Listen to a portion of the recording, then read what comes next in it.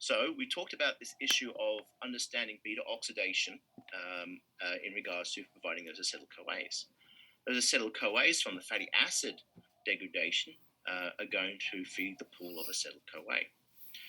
In a normal individual, we would be supplying both the acetyl-CoA to the TCA cycle to provide the production of ATP, NADH, FADH2.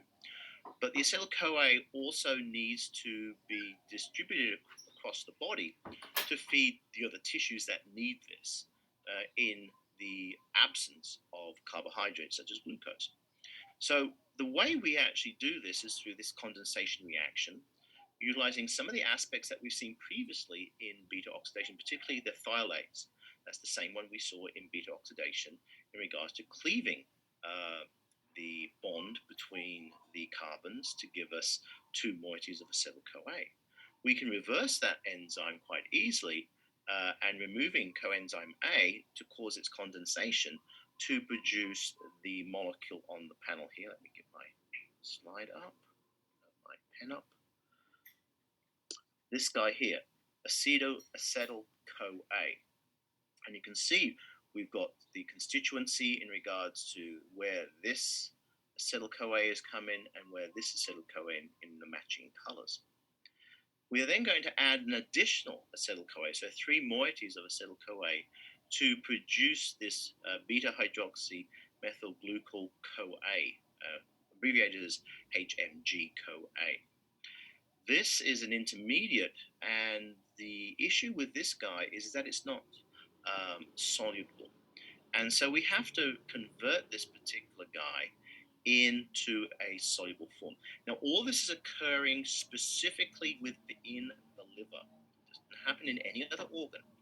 So the liver plays this central packing house, utilizing that acetyl-CoA surplus or that acetyl-CoA sole source, and then producing these particular constituents to then circulate to various organs to maintain an energy supply by making them soluble and being able to be transported in the circulatory system.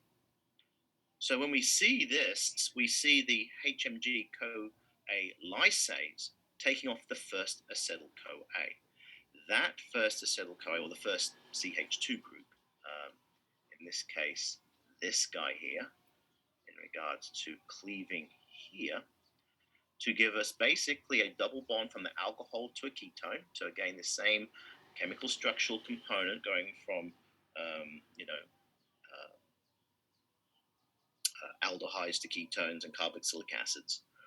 So this is the soluble component, the acetoacetate, which can then circulate to the big finger or little fingers or toes or to the brain. And basically, there is specific enzymes that do further processing of this particular now soluble form to make it actually a soluble extrahepatic commodity. Extrahepatic means outside the liver. So in this case, we have a very specific enzyme called the beta or the D-beta hydroxybutyrate dehydrogenase, which will give us the production of the energy carrier, which can circulate in the form of beta hydroxybutyrate. That does consume NADH to allow us to cause that regeneration of this alcohol from the ketone component and substituting those protons and hydrogens and electrons into that particular moiety. Alternatively, we can produce and degrade a moiety of acetoacetate into a volatile constituent, and that is in the form of acetone. And this is by the acetoacetone decarboxylase. So again, we generate the capacity to produce carbon dioxide.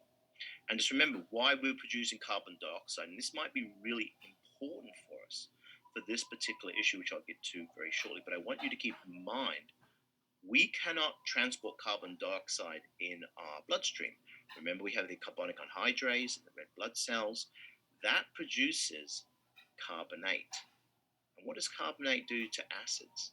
It neutralizes them. So keep that in mind, because that's going to be a key point in dealing with these beta hydroxybutyrates as an energy source. So we have then the beta hydroxybutyrate extrahepatic energy carrier going to the muscles, going to the brain, and going to be then ultimately go through the reversible process of being able to cleave and produce the form of acetyl-CoA. So here we have the situation of the fate of beta hydroxybutyrate as a fuel. So it's been processed by the liver. It's now circulating in the circulatory system. It is going to the heart, the skeletal muscles, the renal cortex, and as well as a part of the fuel for the brain if glucose is not present. But remember, we're pushing all our gluconeogenic pathways and intermediates up that particular pathway, consuming enormous amounts of energy to make glucose to highly specifically feed the brain, because it's preferential that we provide the glucose to the brain. Okay, so it's not going to go to the muscles. It's all going to be channeled specifically in regards to the regulation of the transporters and the uptake of glucose, which is going to be diminished in the skeletal system and other organs, except for the brain. So again, the priority is to feed glucose to the brain. So with this guy with the beta hydroxybutyrate circulating around, it's going to go through a beta hydroxybutyrate dehydrogenase, where this time it's going to consume NAD plus and rearrange those particular bonds to give us again the acetoacetate regeneration. Because remember, that is a reversible reaction.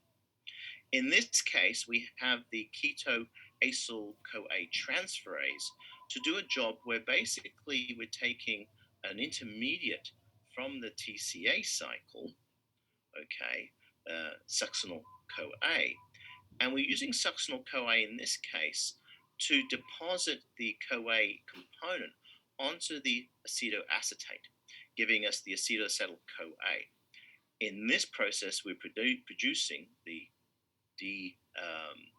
coenzyme form of the succinyl-CoA, as we know in the TCA cycle, is going to produce then the succinate, and that can be then fed back into the TCA cycle. So we have that capacity. We're still feeding and producing NADH and FADH2 and GTP, but we are also now transferring the coenzyme A to the blood-soluble acetoacetate. With that in the situation in starvation where we have no glucose available, the brain will start using the acetoacetate as well as the beta hydroxybutyrate as an energy source. And it'll do that by now going through the thiolase reaction again, which is again reversible, and producing this time, consuming this time coenzyme A to produce two moieties of acetyl-CoA. And then that acetyl-CoA has the capacity then to feed the mitochondria in the brain tissue to allow us basically to give the process of NADH, FADH2, GTP production, and then feed ATP production without the presence of glucose. Because again, the brain prefers glucose. So in this case, and it says here specifically, ketone body formation really limits the requirements for the coenzyme A conjugation reaction. So the liver, specifically in this case, can focus all its efforts in undergoing fatty acid oxidation, whether it be, mostly it'll be beta fatty acid oxidation, with omega and alpha also playing a role, but not to a high extent unless there's a metabolic disorder in regards to the beta oxidation, and still has this capacity then to provide energy to all the organs by supplying the acetoacetate and circulating that around.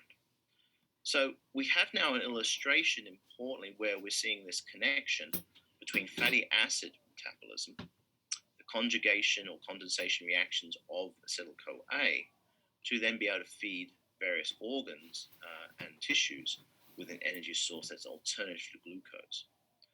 But again, we're going to see regulation in those glucose transporters in other tissues in regards to them being shut down, unless it is the brain, because, as I said, the brain prefers glucose. So when we think about the issue of fasting, or as I said, diabetes, because there is an inaccessibility of that glucose, which is in circulation, to be transported into the cell because of the insulin receptor not doing its particular job with the GLUT4 transport systems, because insulin is not being secreted by the pancreas. And so what happens, the body will switch to that fat cell, the hepatocyte tissues, with the triacylglycerols. So think of the structure of the triacylglycerols. And it's going to use the phospholipase to actually cut those triacylglycerols to give us glycerol and the free fatty acids. They will be transported, particularly the free fatty acids will be transported by serum albumin to go to specifically to the liver. In the liver, we have the specific enzymes to take on, one, the production of glucose, as we know, through glycolysis. And in this case, it's going to be focusing on the glycerol. So the glycerol is going to go through various steps to produce glucose, which will then be delivered to the circulatory system and be primarily promoted to the consumption within the brain. Now, if we cannot continue or match the needs of the brain with that small glucose pool that's coming from gluconeogenesis, we are going to basically utilize then the free fatty acids, bringing those into the mitochondria. Now, just remember though, again, those free fatty acids may need to go through certain cleavages, depend on their size. We do have a limitation with the acyl carotene transferase number 1 enzyme in how it can handle a particular size of free fatty acid. So usually 12 carbon sizes at the best and below. So with the mobilization of the fatty acids at the right size, the carbon length, we can transport those through the dual membrane of the mitochondria and allow them now to go through fatty acid oxidation to produce acetyl-CoA. With that pool of acetyl-CoA, we have the capacity then to condense 3 moieties of acetyl-CoA to go and produce various ketone bodies, whether it be the ideal acetyl beta-hydroxybutyrate or acetone via the production of acetoacetate. But with those ketone bodies, they actually have the capacity to be moved into the circulatory system and travel through. And in this case, we will have the mitochondria in the particular tissues waiting for the supply of ketone bodies, the heart muscle, the renal cortex, and particularly, as I said, the brain during dramatic starvational components, and moving those ketone bodies now into other mitochondria. So the liver mitochondria are specifically making those ketone bodies for distribution throughout the circulatory system. The mitochondria at other tissues are waiting for that energy source in the form of the ketone bodies to be brought in. And with that coming in, they're going to then regenerate the acetyl-CoA to feed the TCA cycle to produce ATP to satisfy the needs of the cell in the form of ATP, NADH, and FADH2. And in the processes, we'll look at number 6 with the oxidative phosphorylation system, where we'll see the production of ATP at the expense of producing carbon dioxide and metabolic water. So again, keep this picture in mind of what's happening in the process of fasting. And as I said, diabetes is the same approach, because in this case, you might be able to have glucose circulating around, but it can't get in. So in this case, with number 3, you're supplementing the glucose pool in the blood circulation and increasing the glucose concentration in the blood pool. But the body can't access that because it doesn't have the right transporters through the hormonal regulation, through the insulin receptor, and all the individual components we saw with the insulin substrate receptor number 1 and the cascade of events to bring those transporters to the membrane and allow the carbohydrates to come in. So we've got to be very careful when we think about the situation of fatty acid metabolism and the role specifically how that liver plays the sorting house, the portal house in regards to producing these ketone bodies for distribution to other tissues around the body, including the brain. So when we see starvation or in untreated diabetes in regards to no insulin is being provided, we're going to see high concentrations in acetoacetate and high concentrations in acetone. We're also going to see, as I said, the prioritization, particularly in starvation, not so much in diabetes, but supplemental gluconeogenesis being increased to give us those glucose moieties. In the state where we're going to be utilizing those acetyl-CoA, we are going to feed the TCA cycle to produce that NADH and FADH2. But we're not going to be using the TCA cycle as an intermediate system to draw off precursors for other things, because we're going to be focusing solely on stabilizing the cell in regards to the energy requirements of the cell. So that means the intermediates that are going to be usually drawn off, oxaloacetate, alpha ketoglutarate, citrate in some cases, are not going to actually be drawn off. They're going to be kept within the Krebs cycle or TCA cycle to give us the energy that the cell needs. Therefore, we're going to see ideally in a high abundance of acetyl-CoA being distributed within the hepatic system, in the liver system, which will then increase the ketone body formation. Now, the problem is, and remember I talked about the issue of the carbon dioxide being produced when we produce acetone, because this is going to happen both. So if we're going to be producing acetoacetate and beta hydroxybutyrate, we're also going to be producing acetone, because what we're going to be utilizing is that carbon dioxide in the form of the bicarbonate through the carbonic anhydrase reaction in the erythrocytes. Because what we're going to have to contend with is an issue of acidosis, ketosis. And these are two terms basically which indicate when we are metabolizing these constituents, we're going to be adding additional protons into the circulatory system. And in the old days, when we used to test for blood diabetes particularly, we would check the pH of the blood, because that gives us a clear indication of what might be occurring. And only a few decimal units change where the blood concentration should be at a pretty neutral. Just seeing a few decimal changes actually gives a clear indication that something's amiss. So in this case, we'll see a decrease in the pH of the blood.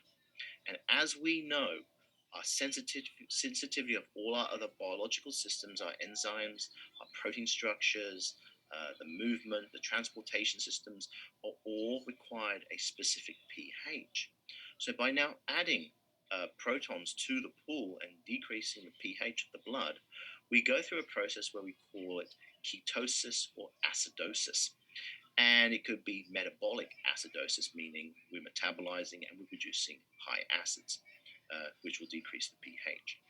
Now, what this does in a diabetic as well as in a person who is in long-term starvation is that it will induce the body to try and do a reset. And that reset comes through coma.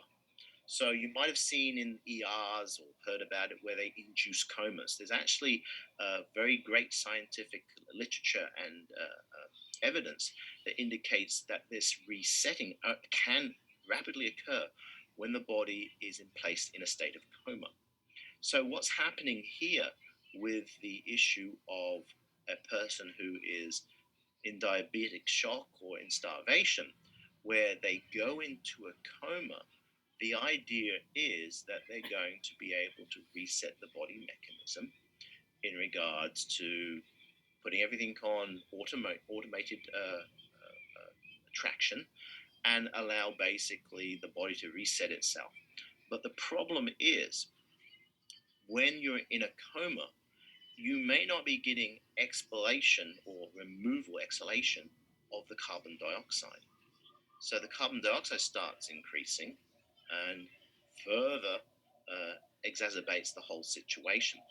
So people who getting extreme starvation usually become very lethargic, and same with people with diabetes. In the later stages, they start becoming lucid in regards to confused, and then ultimately, basically tired, and basically fall into a coma. And commonly, these comas actually lead to death due to a respiratory suppressional process.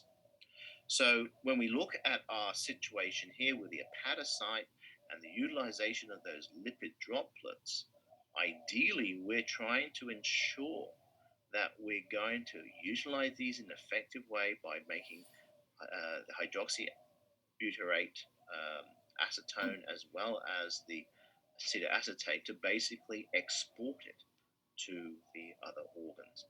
So within the liver, it's actually sacrificing its own metabolic needs to maintain now, not just we saw previously it was maintaining the carbohydrate levels, which no longer exist, but now it's switching all its efforts and its metabolic processes to produce these ketone bodies. And it's going to get these ketone bodies from those fatty acids through beta oxidation and through acetyl-CoA from the degradation and feed either ketone body formation or go into the TCA cycle, particularly if we are needing that glucose specifically for the brain, and that glucose is coming not from a dietary source, but from a metabolic productional source through gluconeogenesis.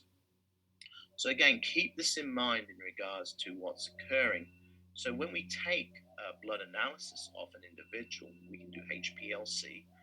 Remember what HPLC is: a separation of compounds, retention times, and we can analyze specifically those ketone bodies.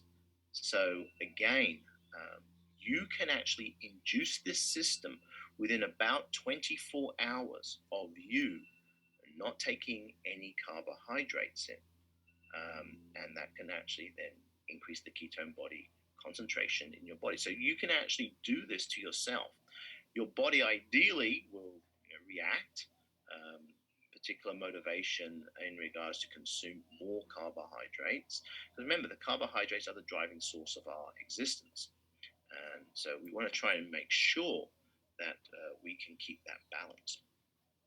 So with a diabetic individual, and this comes back to our understanding about hemoglobin also, in regards to when we have this limited capacity to take up glucose because of the lack of the transporters. The enzymes are all there. They might be at that idle stage, but if they've got no substrate coming in, they're not going to do their job. So what we see then in regards to a couple of slides before regarding the mannose-CoA concentration and basically that impacting the transportation of those short-chain fatty acids into the mitochondria. So what we're doing is we're stimulating the carotene transferase to increase those fatty acids coming into the mitochondria. And in this case, with a diabetic individual, those acetyl-CoA production is not going to go into the TCA cycle, because basically the priority is to make sure that all the cells in the body coming from the central liver are going to be able to have energy in the form of ketone bodies. With those ketone bodies, they are slightly acidic, and they're also producing acidic protons, which are decreasing the pH. And that's what we identify through that metabolic process as metabolic acidosis. With that metabolic acidosis, we can also have a process of respiratory suppression given the pH change, because remember, in our hemoglobin, which is pH sensitive in regards to binding the prosthetic group as well as the oxygen group, and we saw that with the capacity to uptake oxygen and release oxygen, uptake it in the lungs and release it in the tissue, is a very pH dependent issue. And if we have that particular situation, we're going to change the KD for molecular oxygen, hemoglobin, but we're going to have that recycling of that bicarbonate because of the increased carbon dioxide coming off in the red blood cells, and it's going to then further go and move us into further respiratory suppression and decreasing the ventilation or removal of the carbon dioxide. So that becomes then what we call respiratory acidosis. So we're not respiring the carbon dioxide off in regards to having the bicarbonate around because we want to neutralize that, and therefore we actually suppress further our respiratory effect and further go into the potential of forming a coma. We can also get metabolic acidosis via ketosis, or we call ketoacidosis. Now, that is more attuned to what we see in a person who is in a dietary concept, because in the dietary concept, we still have the capacity to feed the acetyl-CoA into the TCA cycle, okay? But in this case with diabetes, we're really pushing the issue because there's no glucose around, and that basically the whole energy requirement, or no accessible glucose, the whole energy requirement is coming from that ketone body formation. So it comes to be like a vicious cycle in regards to if we are not ventilating off that CO2, we're going to have further escalation of the metabolic acidosis process and further decompensate the individual. So that's why it's important when we see people who with diabetes to look at their blood pH, look at their glucose levels. Obviously, we want to see if we can get those glucose levels as well as their insulin levels, and then give them oxygen therapy in regards to trying to promote the venting off and maintaining that hemoglobin saturation to give us oxygen, because as we'll realize very shortly, the importance of molecular oxygen in this whole system in regards to the oxidative phosphorylation system, in regards to the final stages of taking that NADH and FADH2 to make ATP in the mitochondria. So when we look specifically, and I don't address this, it's not on the exam in regards to fatty acid synthesis, but what I want to show you clearly is that there is comparative components in the two directions, whether they're going through fatty acid degradation, which you need to know through the oxidation, hydration, oxidation, and cleavage systems to give us the acetyl-CoA and the shortened carbon fatty acid chain, where the opposite occurs in regards to fatty acid synthesis. So if you think about the dietary consideration, where glucose is abundant, and the glucose is feeding all the cells quite happily, because remember again, there's going to be a preference, particularly in the brain again. But now you've got those fats coming in, and we're metabolizing those fats also. We're not just, when we eat a fatty meal, we are not just absorbing the fats and pushing those fats off into a lipocyte. We're actually metabolizing and reshaping those fats and then putting them into a storage capacity that is suitable for our access. And if we do have so much fatty acids around or producing acetyl-CoA, we have this capacity to cause these condensation reactions with these two carbon constituents and allow us to go through a process of condensation, reduction, hydration, and re-reduction to cause the elongation of these individual carbon chains to give us more complex fatty acids. So again, I'm just putting the highlight that there is similarity in the chemistry. If we have a look what's going on here in one direction versus the other direction, the chemistry is identical. The enzymes are different, the processes are different, but the actual structural constituencies are the same. So it means if there is a change in regards to switching off fatty acid synthesis, anything that's backed up in the process of fatty acid synthesis can easily be switched over to fatty acid degradation and feed that pool of acetyl-CoA. So that's the point I want to make, that there's this opposite component of fatty acid synthesis, fatty acid degradation, but vice versa, the intermediates are common, and they can be switched from one form of either synthetic route or degradational route quite easily. So again, it's a rapid response system. You're not having to wait to a final stage of a metabolic pathway that's unique in the synthesis process to wait till you get the product to then degrade it. You can take anything of the intermediates out and swap them over to either pathway. So that's really important to understand. So when we think about this whole thing in regards to the coordination, it means we're actually coordinating a whole number of pathways in regards to giving us the issue of energy production through ATP. So we're going to coordinate multiple pathways in fatty acid synthesis. This could be the TCA cycle, the transportation of oxaloacetate, the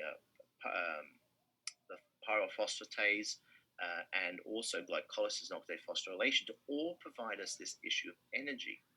So again, when that energy basically is in the surplus, we're going to have some way to actually shut the system down. And it's through this compound of citrate, which can move, and we've illustrated how it can move through the mitochondrial membrane, and then playing a role in regards to the regulation of the particular TCA cycle. So we have glucose through glycolysis coming in, moving that pyruvate through and going through producing citrate. We have oxaloacetate cytosolically through the phosphoenol pyruvate system and through citrate, allowing us to produce malate, which we can produce malate-CoA, which will then have issues in regards to moving the fatty acids in, or we can brew that malate and just take the malate instead of making malate-CoA, make malate pyruvate, which then can feed into the mitochondria. We can then also take citrate and utilize that citrate as a source of acetyl-CoA and allowing us to then produce fatty acids. But again, with that fatty acids, we are going to require a reduction equivalent. And in this case, it's NADPH, which is the main constituent of the energy equivalents to cause those transformations of those alcohols, aldehydes, and ketones to allow us the elongation of these particular fatty acids. So the fatty acid synthases become very, very important in regards to the regulation and control of fatty acid production. And we see a lot of these fatty acid synthases, particularly in certain pathologies, particularly in cancer, being very overly expressed. And basically, these particular synthases basically are resulting in cancer as the wasting disease, because what they're basically doing is utilizing the energy sources by making fatty acids in regards to building up cellular walls. Remember, they are fats. We need those particular fatty acids to make those. So they're not being used as an energy source, but mostly in rapid cell division, which also requires energy, which must be coming from the production of the glucose, because we see usually very high gluconeogenesis in cancer patients also, because they're feeding the cancer cell. So one of the ideas is to actually utilize this target, the fatty acid synthase, as a target to actually slow tumor growth, and as well as promoting the process of cellular apoptosis or cell death by limiting the number of types of fatty acids that are being produced, particularly to decrease cellular growth and cellular differentiation.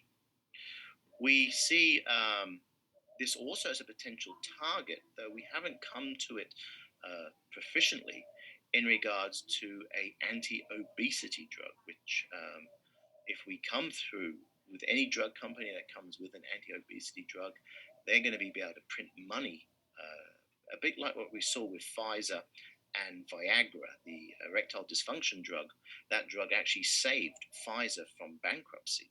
So any one drug can actually change that whole company in regards to its product development. So when we see these particular targets, we've got to think of their commercial value also in the downform in regards to the impact on human health. Obviously, we're more attuned to those developed countries that have an obesity problem. So we've looked at beta oxidation and the role of mannose-CoA in regards to the transportation of those short-chain fatty acids into the mitochondria.